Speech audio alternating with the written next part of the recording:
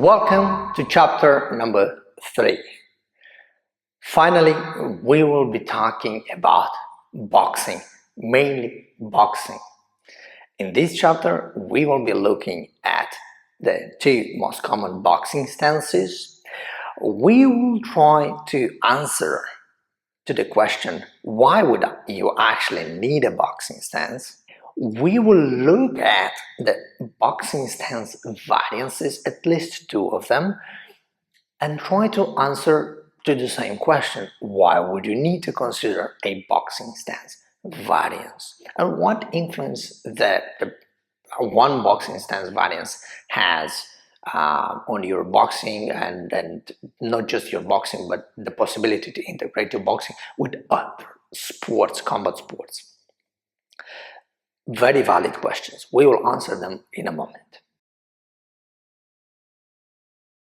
Let's start with having a look at the 2 most common boxing stances in boxing.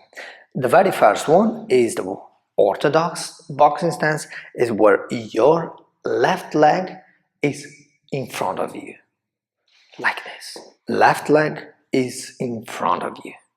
Okay, left leg, right leg. The other boxing stance is a southpaw boxing stance, is when your right leg is in front of you, like this. Okay, very simple. Left leg forwards, right leg forwards. So far, so good. Okay, but now you may have a very valid question. Igor, look, I've seen the karate guys training squared. They don't have a left leg forwards or a right leg forwards. They are squared too. With regards to the opponent, squared, I mean this, when I'm facing you, my shoulders will be squared with regards to you. This is, I'll be sideways. So when I'm referring to squared, is basically I'm facing you. Karate guys would train squared. What is the problem with that? Look, it's not necessarily a problem. And what is wrong with that? Nothing really fundamentally too wrong, but is it optimal? That is the question to ask. It's not whether it's wrong or right. I'm not criticizing anyone. I'm just trying to put it from a perspective of optimal. So in order for us to be able to analyze whether it's optimal or not, we have to go a little bit ahead of what this chapter is and look into chapter number 4. And chapter number 4 will talk into great detail about the 3 fundamental pillars of boxing. So we need to go there and bring those fundamental pillars into this conversation, because they will explain us or will help us to make the balanced, the optimal decision with regards to the boxing stance. Okay, so those 3 fundamental pillars of boxing are movement, protection, and striking. Okay, movement, protection, and striking. Very good. So far, so good. We stay squared, like the karate guys, and then we stay like the boxing guys, right? We are boxing, we are karate. What is wrong with that? Nothing really wrong so far. Let's bring into the equation the first pillar, movement. Can I move squared? Yeah, I've been moving my entire life like this. Actually, this is the most natural way for me to move. So, could I move like this in a fight? Yes, of course. Would it be optimal? I don't know. It all depends on what do you call optimal. I think it's good. I think I could easily move in, out, and sideways. What about if I am in a orthodox boxing stance? Can I move? Yeah, pretty well. Yeah, I can. Maybe the only difference is that I can bounce better from an orthodox boxing stance. From a squat position, it would be a little bit more with more effort. It's possible, but it's doable. Okay, so movement seems to be not of a great concern when it comes to choosing between a squared hip shoulder position with regards to the target and an orthodox or southpaw. But basically, let's call it boxing stance, right? This is a boxing stance. This is the squared. Let's not call it karate. I don't want to offend the karate guys. I have a lot of respect for what they do. So, squared boxing. Good. We throw in the movement, we saw it works. What about protection? Let's bring protection into the equation. Let's see how well a squared fighter would do against a boxing stance fighter. Squared stance, boxing stance, okay? So protection in boxing, we mean we need to protect the head and we need to protect the body. Okay, so my opponent is in front of me, I'm protecting. How well am I protected? I don't really feel safe here, to be honest. Unless you move a lot, but I don't really feel too much protected. My body is quite open, you can see that, right? And my face is quite open. My side of the side of the head is pretty open too. If I am too close, the possibility for you to hit me in the nose, I'm opening sideways, right? I'm sideways on the body. You can see that, right? You can see that. You can see that. I'm absolutely open here. And if I am to protect my side, I'm absolutely open in front. So is it an optimal way to protect myself? When it comes to covering with my arms or forearms, my head and my body. I don't like it. I don't feel safe. What about boxing stance? Have a judgment by yourself. Have a judgment. The side is a bit better protected, right? Especially the front is a bit better protected. Now the punches, can they slide in? Of course. Can they slide in with that much ease? What about the body? I'm a bit more crumped. I protect a little bit better my ribs. My ribs are a little bit better hidden just by the diagonal position of the hips. Not only because I am protecting them with my elbows, but I'm actually, if I'm just to leave my body open like this, I'm already better protected. Now if I bring the shoulder into the equation, my chin is a little bit better protected too. Now if I bring my hand up, now my chin is protected, my head is a little bit better protected, my front of the face is a bit better protected, the ribs, the liver side of my body, it's a bit better protected. Everything is more enhanced in terms of protection when I'm going diagonal. Undeniably so. You can see squared, diagonal, squared, diagonal. No question about. When it comes to protection, just pure protection, squared hips with diagonal hips is out of question. That I prefer diagonal, and I believe that that's important for you too. So undeniably here that we need a boxing stance when it comes to protection. We need to put our hips diagonal with regards to the target, and shoulders too, with regards to the target when it comes to protecting ourselves.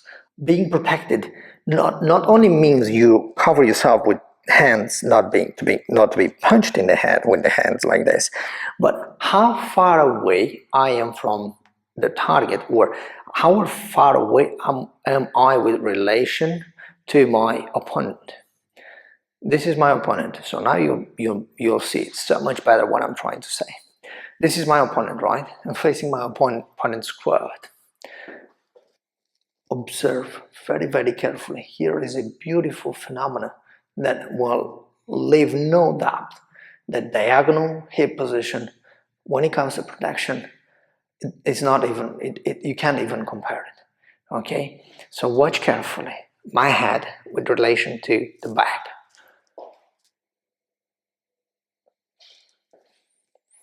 Watch carefully.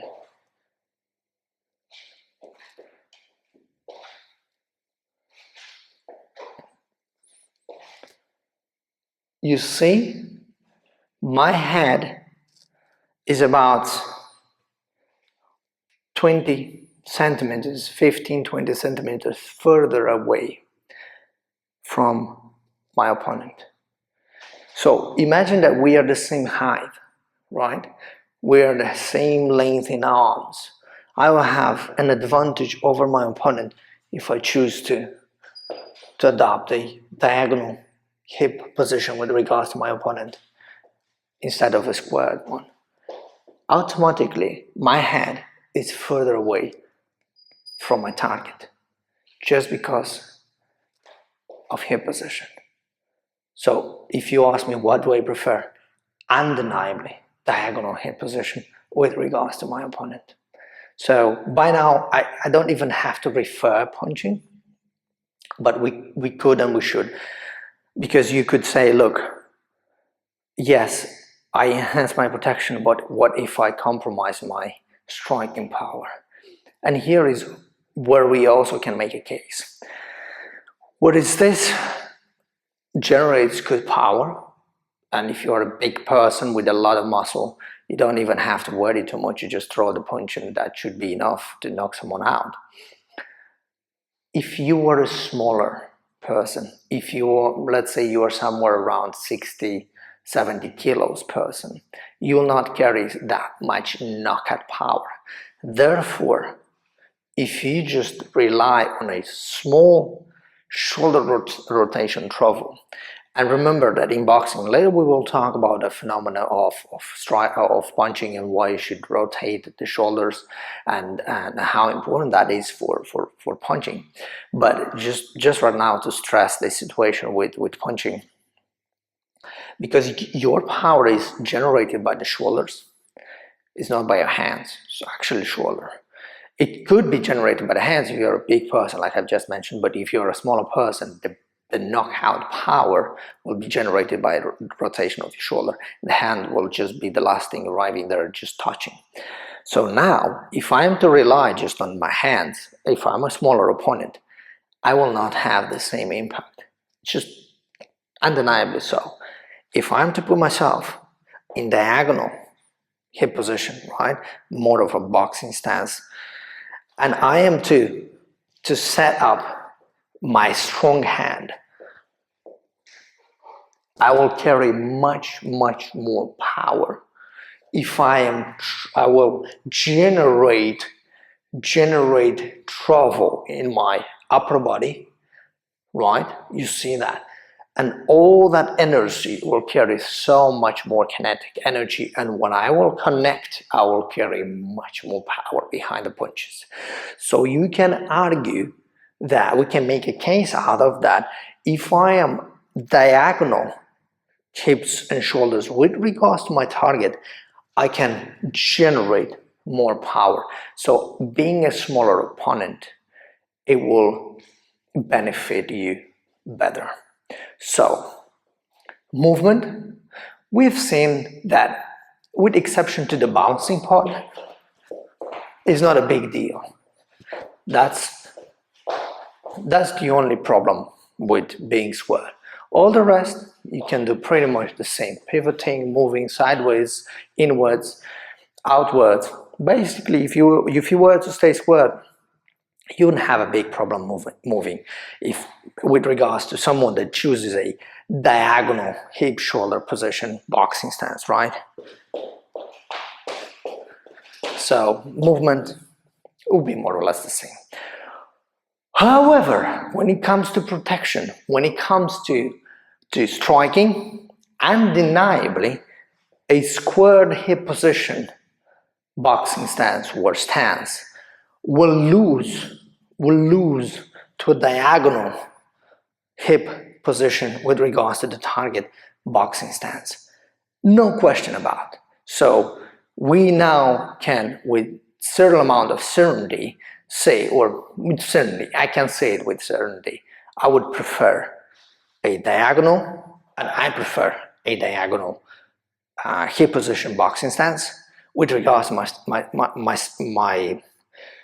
my opponent. So even without the need to integrate the three fundamental pillars, we already can observe that the diagonal hip position with regards to my target, it's a better stance, boxing stance, than a squared hip position with regards to my target. So undeniably so, especially when it comes to protection and striking. But protection is not even an argument. It's obvious. But if I am to integrate all of them, then undeniably, a diagonal hip shoulder position with regards to my target, it's the choice. It's the boxing stance of choice. Whether you choose left leg forwards, right leg forwards, it's more a personal preference, and it could be also a tactical choice. So we solved the question of the boxing stances, and we solved the question of why would you need a boxing stance or adapting an orthodox or a southpaw, left leg forwards, right leg forwards.